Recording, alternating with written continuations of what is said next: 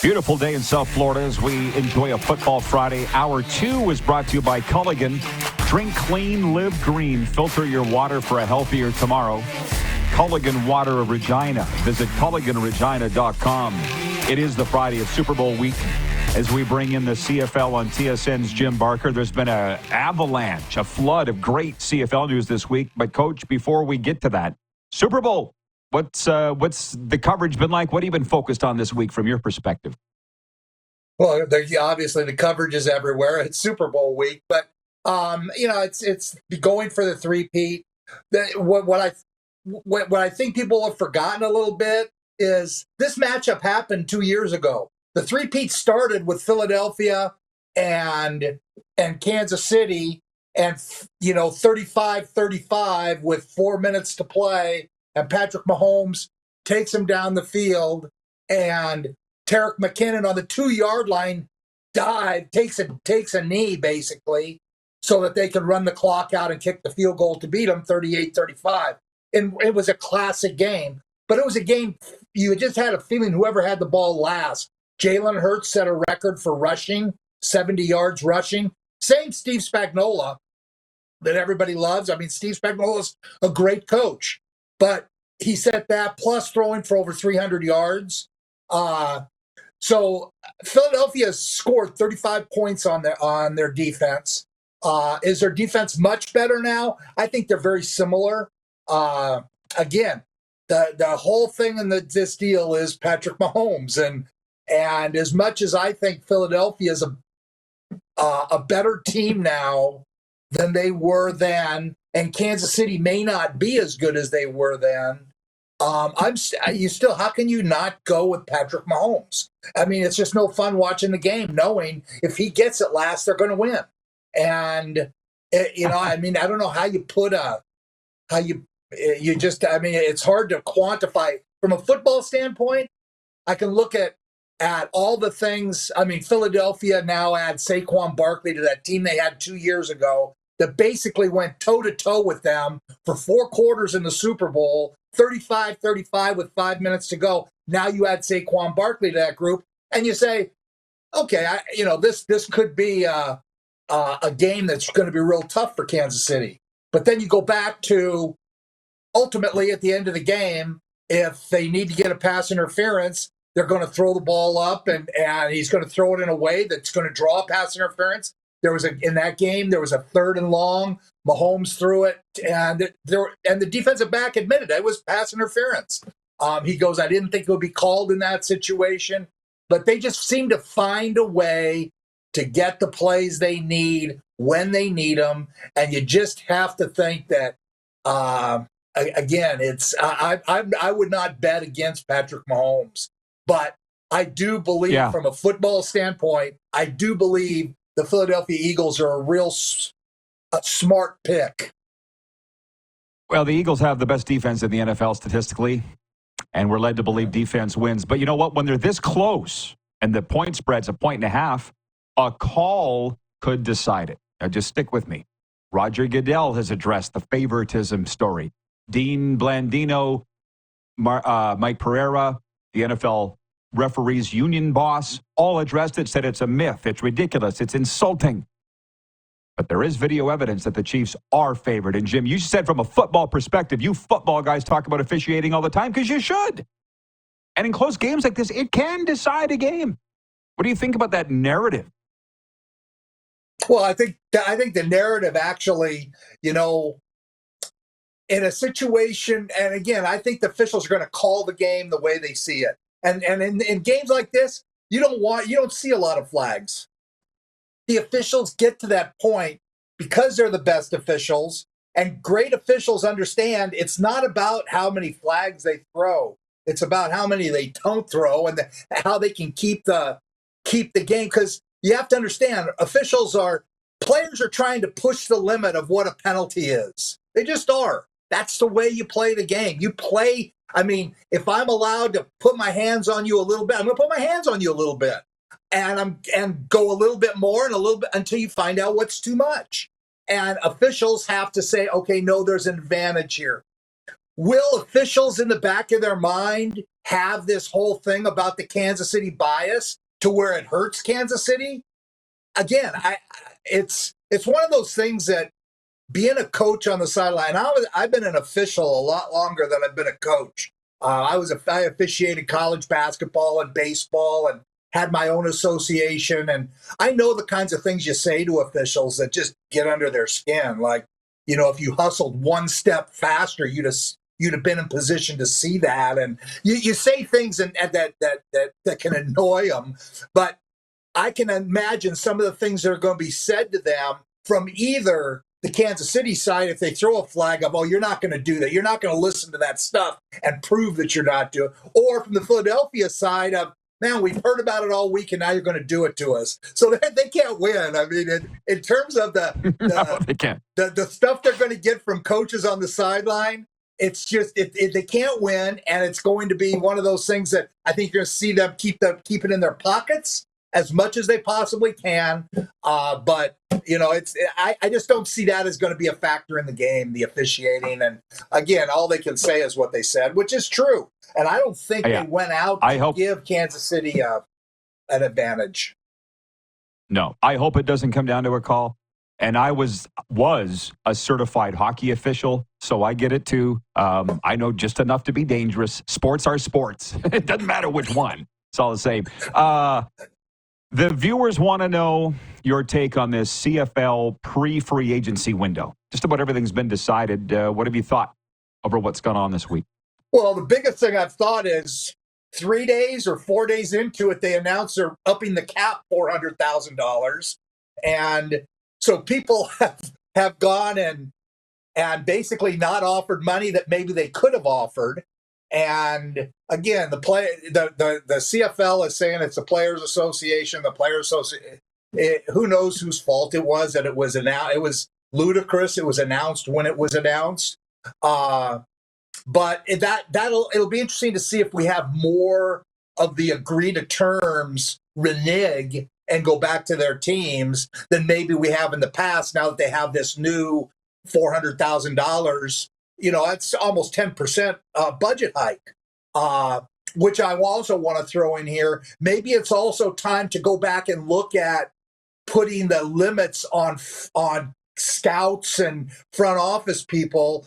I mean, guys like Chris Rossetti, who's now with the Giants, Curtis Ruckavina, who's with the Bills, Vince Magri, who's with the Bills, Matt Houston, who's with the Jets. Those guys never would have had jobs if we would have had the number thing they have now of keeping young guys out because you can only have so many people in your front office. I just think it's wrong. And it's time that they also, coaches have a cap. They haven't addressed that cap because coaches have no union. So with this new influx, I think it's time coaches get a little bit of somebody standing up for them. But again, there's no commissioner, and so the players get the $400,000. The players they don't even need it. And the reason I don't think there'll be a lot, Rod, was what we talked about last week, which is there really isn't a cap because of the appearance money thing that's unlimited. So if you want to pay a guy, Nathan Rourke, I think he's getting $200,000 in appearance money. So if what they could afford for him was $500,000, you give him $200,000 more. Now he's $700,000, but he's only $500,000 on the cap. Now they'll probably take $100,000 of that and put it on the cap. Maybe I don't know how teams will do it, but I think that somebody needs to stand up for the coaches and say, you know what, you cap them. That cap hasn't been moving, and the numbers on people in the front office, which to me is a killer, because young guys, young women who want to work, they can't because you got these number limits, and it forces you to not allow youngsters to get in and get involved in the great game that we have up here. Yeah, it's not good for Jones was big on that, right? Wanting to bring young guys in. It's funny with the appearance money thing. There was a year let's forget about the coaches and the players. The broadcasters are what makes the thing go. There was a year I made more money in appearances than I made in my job. And that became a big problem. But for everybody. But you can see how that would be a thing in Saskatchewan. It's not that hard to do if you're willing to go out and chase it. Jeff, the Stamps fan, watches this every day. He's a huge supporter of ours. He says, Mr. Barker, with your connections, what the hell is going on with the Stampeders? Seems to be a total failure this free agent period. Well, again, they're trying to revamp their team. You can call it a failure. I think they're going to be a different look with Vernon Adams at quarterback, and they signed Dominique Rhymes. They have Beggleton re-signed.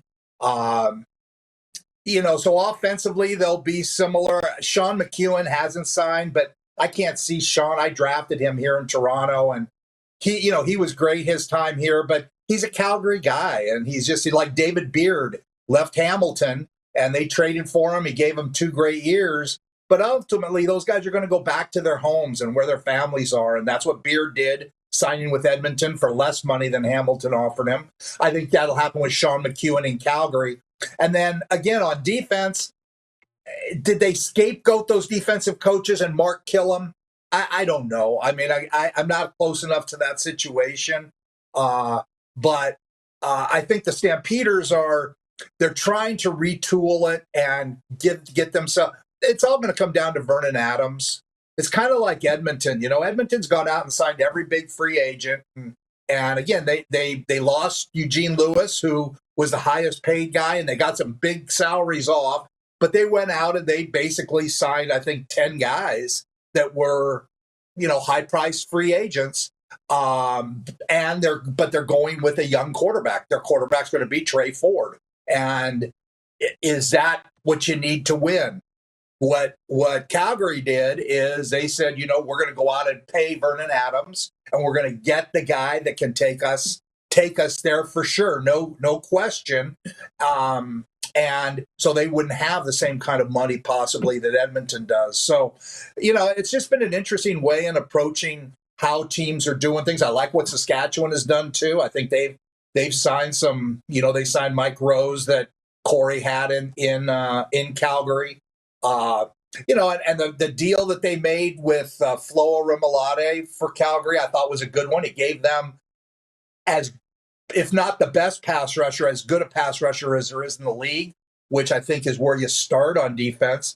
I think Bob Sopik is going to be their defensive coordinator, who's, again, he's a outstanding coach, older guy. He's been in the league now for 4 or 5 years. And so, again, to say they're in major trouble, I don't think that's the case. I think it's going to come down to how can Dave Dickenson adapt his offense to Vernon Adams. And he's got Bo Baldwin there, who was Vernon Adams' college coach, and Vernon had a lot of success at Eastern Washington with Bo Baldwin.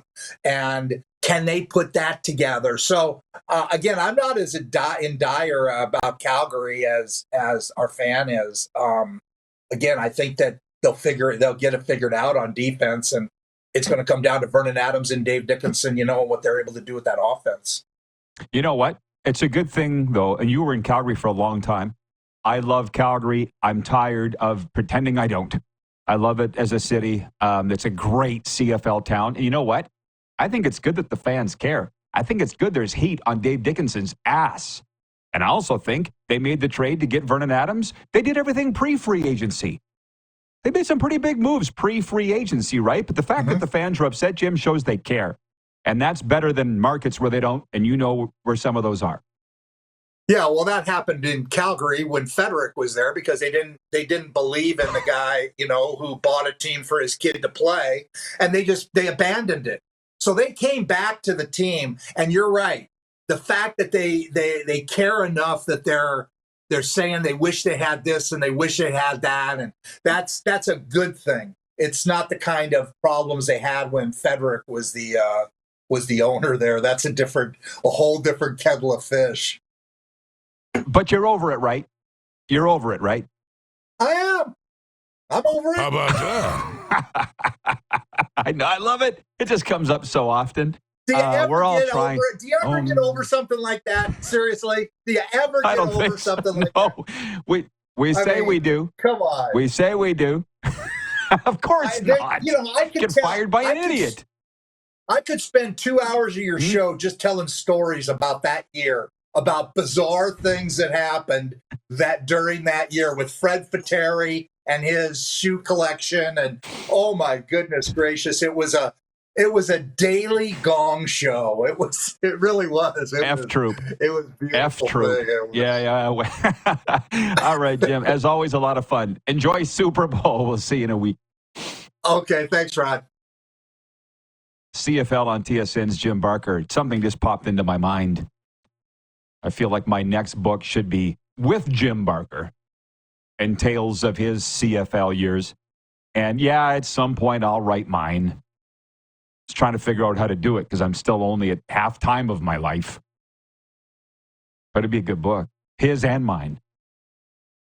We'll be back with the sports update and viewer takeover the rest of the way.